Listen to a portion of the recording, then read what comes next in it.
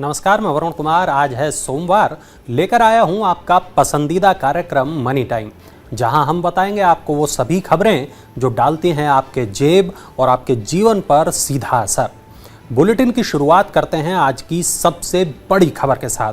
मई के दौरान उपभोक्ता महंगाई दर 7.04% दर्ज की गई। महंगाई को काबू में करने के लिए सरकार और रिजर्व बैंक ने मई में जो कदम उठाए हैं, उनका असर उपभोक्ता महंगाई के आंकड़ों पर दिखाई दिया है। सरकार की तरफ से जारी आंकड़ों के अनुसार मई के दौरान उपभोक्ता महंगाई दर 7.04% दर्ज की गई है। इससे पहले अप्रैल में ये आंकड़ा 7.79% तक पहुंच गया था। मई के दौरान ही सरकार ने पेट्रोल डीजल पर एक्साइज ड्यूटी घटाई थी। इसके अलावा कुछ खाद्य तेलों का ड्यूटी फ्री इंपोर्ट किए जाने की मंजूरी दी गई थी। गेहूं निर्यात पर प्रतिबंध की घोषणा हुई थी और साथ में स्टील निर्यात पर ड्यूटी लगाई गई थी। इसके अलावा मई में रिजर्व बैंक ने CRR और रेपो रेट में भी बढ़ोतरी की थी। अगली खबर जुड़ी है शेयर बाजार में बड़ी गिरावट से। निवेशकों के 7.25 लाख करोड़ रुपए डूब गए हैं। अमेरिका में महंगाई दर 40 साल के रिकॉर्ड स्तर पर पहुंचने की तपिश सोमवार को घरेलू शेयर बाजार में भी देखने को मिली। भारी बिकवाली के दबाव में BSE का सेंसेक्स 1457 अंक डूब गया। NSE का निफ्टी 427 अंक का गोता लगाकर 15,774 के स्तर पर आ गया। वैश्विक बाजारों में कमजोर रुख के साथ FII की पूंजी निकासी के दबाव में ये गिरावट आई। सूचकांक में मजबूत हिस्सेदारी रखने वाले ICICI बैंक, इन्फोसिस और रिलायंस इंडस्ट्रीज के शेयर भारी गिरावट में रहे।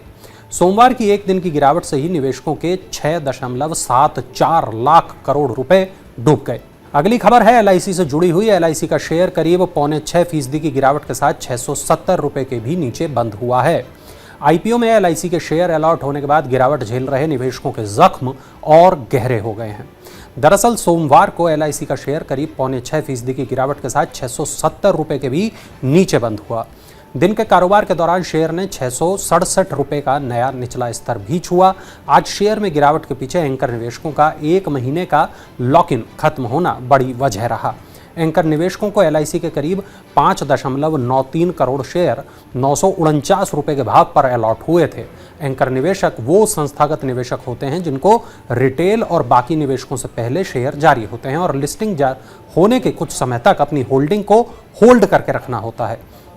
949 रुपए के इशू प्राइस के मुकाबले शेयर करीब 30% लुढ़क चुका है, यानी निवेशकों की करीब 1/3 पूंजी स्वाह हो चुकी है।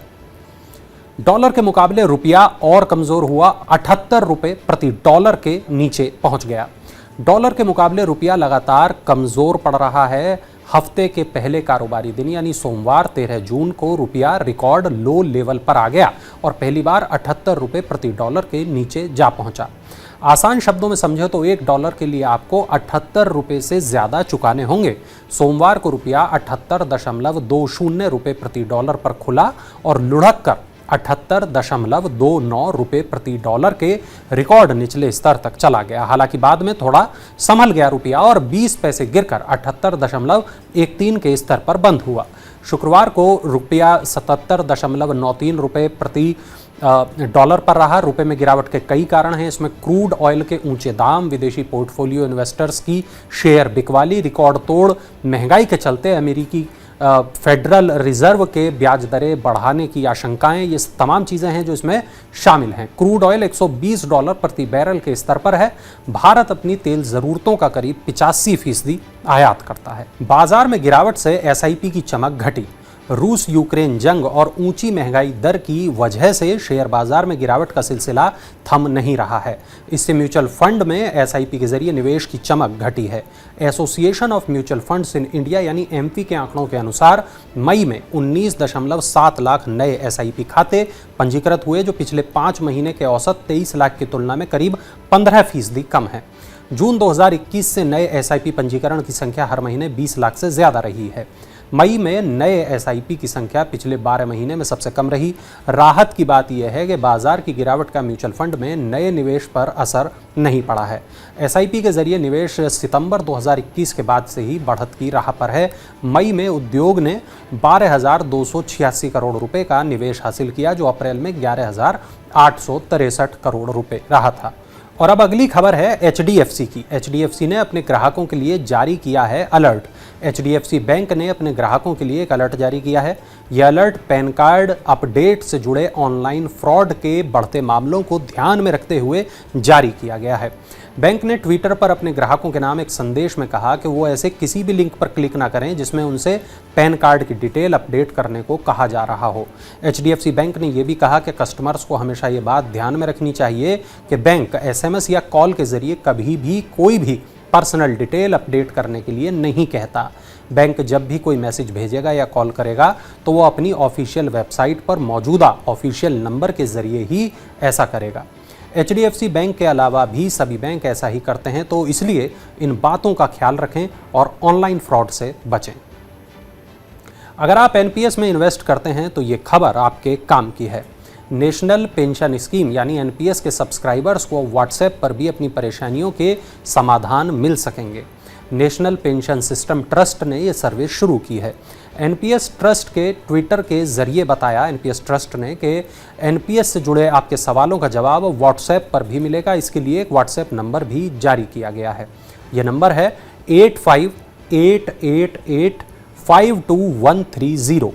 बता दें कि PFRDA के प्रबंधन वाली NPS को जनवरी 2004 में सरकारी कर्मचारियों के लिए शुरू किया गया था। साल 2009 में इसे सभी कैटेगरी के लोगों के लिए खोल दिया गया।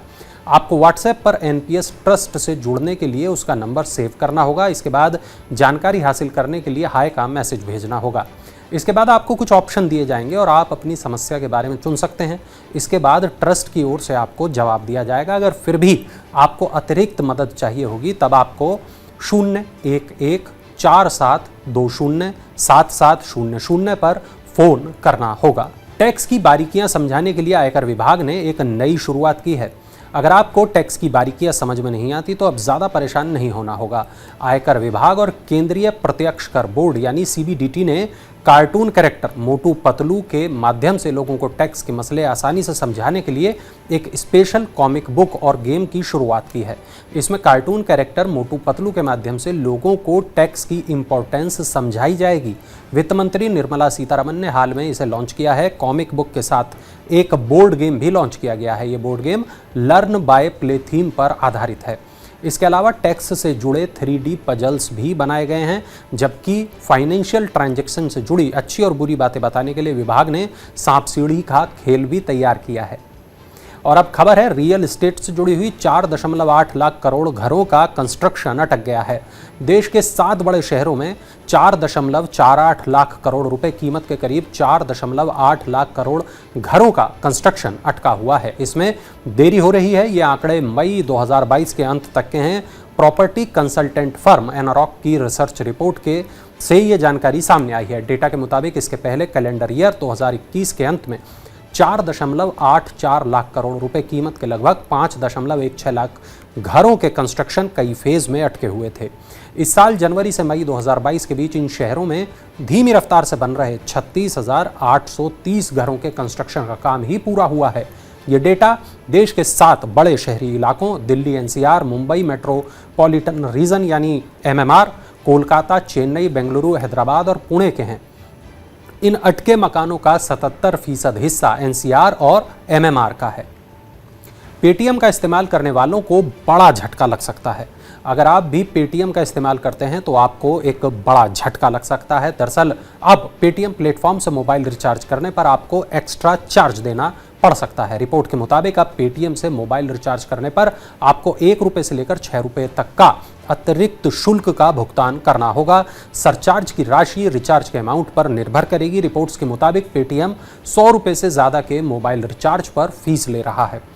पेटीएम प्लेटफॉर्म से मोबाइल रिचार्ज करने पर ग्राहक से सुविधा शुल्क, प्लेटफॉर्म शुल्क, अधिभार के रूप में एक्स्ट्रा चार्ज लिया जाएगा। ये केवल पेटीएम वॉलेट तक ही सीमित नहीं है, बल्कि UPI डेबिट या क्रेडिट कार्ड के जरिए की गए रिचार्ज पर भी लागू है।